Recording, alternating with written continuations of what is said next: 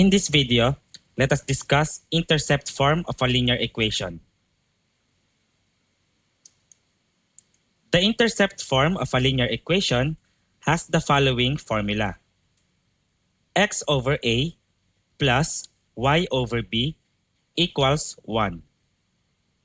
Yung A, siya yung x-intercept. Tapos yung B, siya naman yung y-intercept.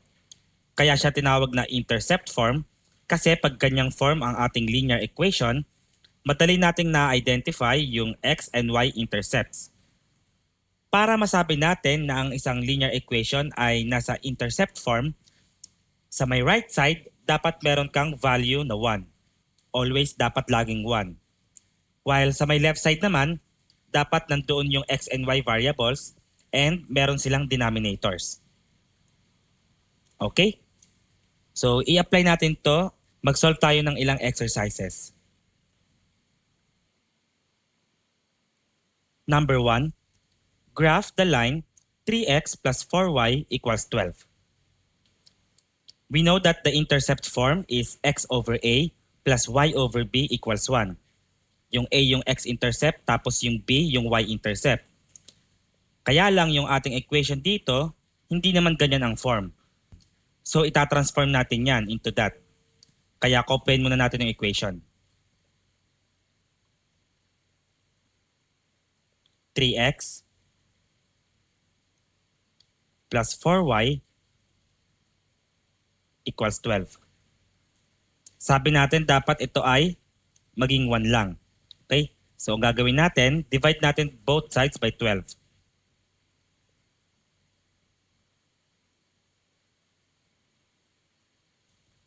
Ito, equal na lang yan kay 1. Ito naman, 3 over 12. Pwede natin yan masimplify. 3 divided by 3 is 1. 12 divided by 3 is 4. Tapos dito naman sa may y, 4 divided by 4 is 1. 12 divided by 4 is 3. Kaya ang equation natin ay magiging x over 4 plus y over 3 equals 1. So ayan na yung ating intercept form. Which means ang ating x-intercept ay 4, tapos yung y-intercept natin ay 3. Or kung gusto nyo, pwede nyo isulat yung intercepts in ordered pairs. So itong x-intercept na 4, that is 4, 0. While itong y-intercept na 3, that's the point 0, 3. Ngayon, mapaplat na natin yan. So let's say ito yung ating coordinate plane system. I-plot natin yung mga intercepts. The x-intercept is the point 4, 0. So i-plot natin yan. Lagyan natin ng label.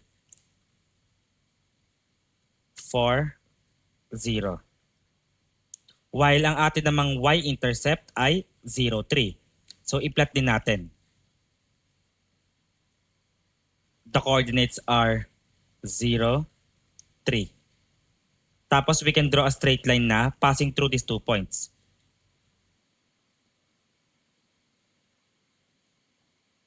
So ito na yung graph ng ating equation na 3x plus 4y equals 12. Next problem.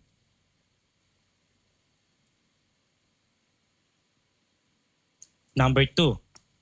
Graph the line 4x minus 5y equals 20.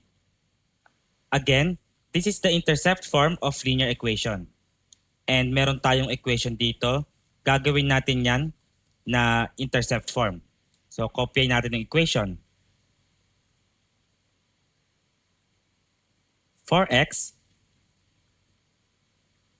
minus 5y equals 20. Tapos, divide natin both sides by 20. Para yung right side, maging equal lang yan kay 1.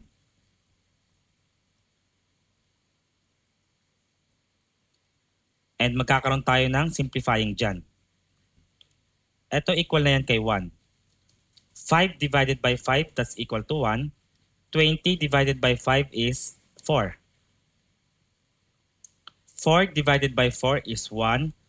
20 divided by 4 is 5.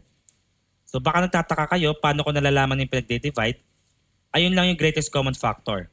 So parang nire-reduce mo lang yung fraction into simplest form. Okay? At this point, dapat alam nyo na yon. Kung hindi pa, panoorin nyo muna sa aking playlist. So this equation becomes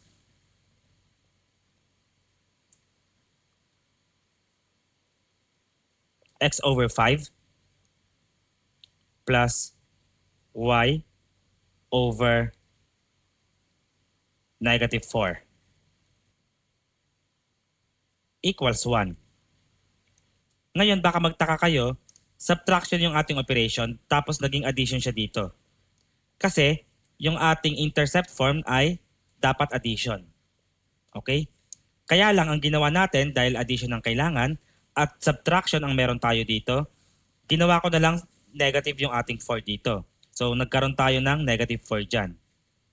Maliwanag? So ibig sabihin nun, ito yung ating x-intercept. Tapos ito naman yung y-intercept. Ngayon, isulat natin yung mga intercepts in ordered pair. Yung x-intercept natin, that's 5, 0. Tapos, yung y-intercept naman, that's 0, negative 4. Ngayon, i-plot na natin. So if this is our coordinate plane system, i-plot natin yung mga intercepts. Una, yung x-intercept na 5, 0. Plot natin.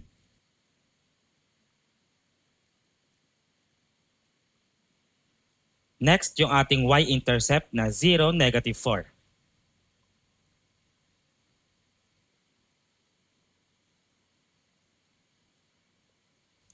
Tapos connect natin by a single straight line.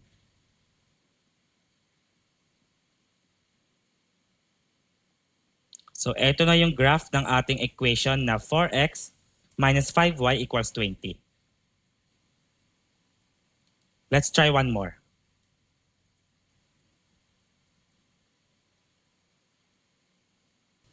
Problem number 3. Graph the line negative 3x plus 5y equals 15.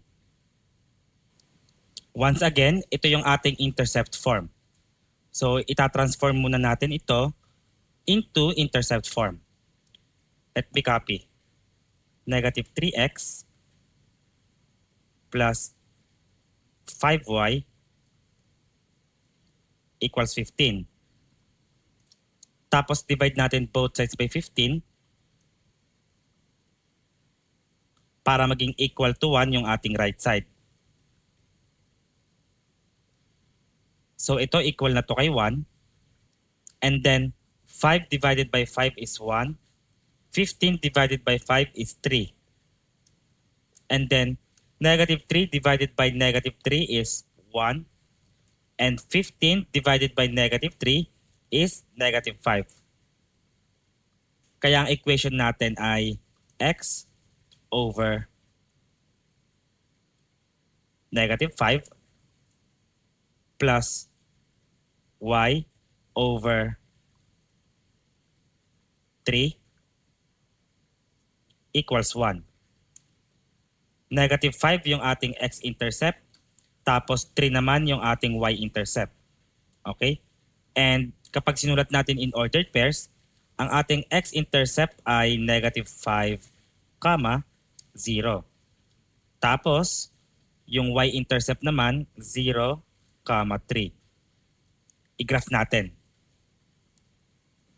So let's say ito yung ating coordinate plane system. I-plot natin yung intercepts. Start tayo kay x-intercept na negative 5, 0.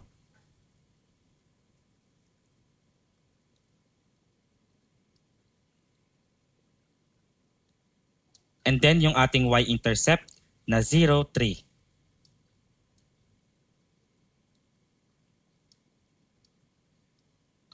Tapos connect natin yung dalawang points using a single straight line.